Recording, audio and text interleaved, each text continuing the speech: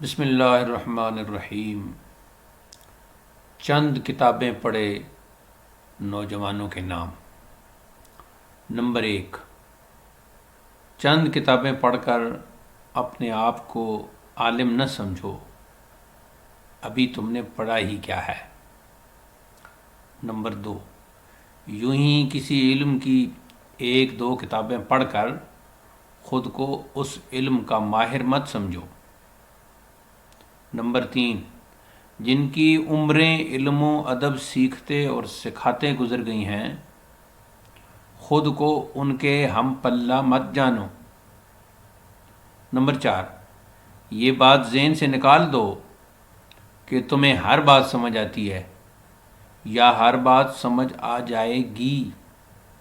ہر بات ہر شخص کو سمجھ آ جائے یہ تو خود خدا کا منشا بھی نہیں، وہ خود ہر بات ہر شخص کو سمجھنے کی توفیق مرحمت نہیں کرتا۔ نمبر 5، حفظ مراتب کا ہر دم خیال رکھو۔ فیس بک پر کچھ کومنٹ کرنے کا یہ مطلب نہیں کہ تم جب چاہو، جس سے چاہو، جس انداز سے چاہو بحث کرتے پھرو۔ گر حفظ مراتب نہ کنی زندگی۔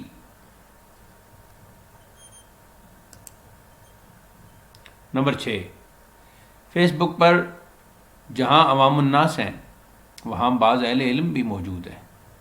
تمہیں یہ حق حاصل نہیں کہ اہل علم کی بحث میں جا گھسو، تمہارا یہ منصب ہی نہیں، تم اہل علم ہی نہیں، بلکہ تم تو پورے طالب علم بھی نہیں، لہذا اپنی اوقات میں رہنا سیکھو۔ کسی عالم اہل فن سے اگر کچھ سیکھنا ہے تو ادب سے ان باکس رابطہ کرو۔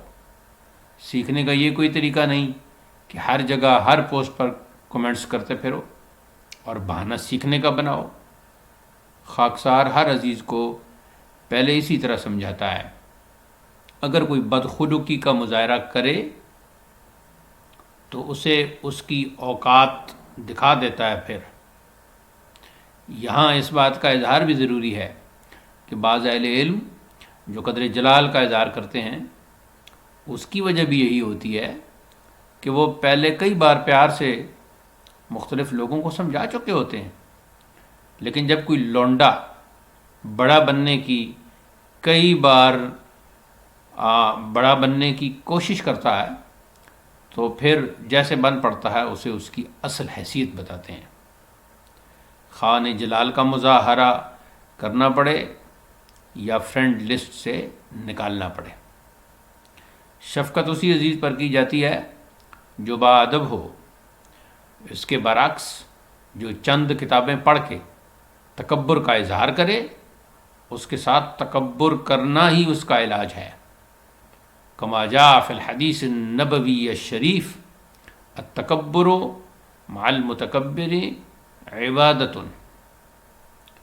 عدو المنافقین و محب المخلصین، خاکسار ابو الحسن واحد رضوی کان اللہ لہو۔ 17 جنوری 2021۔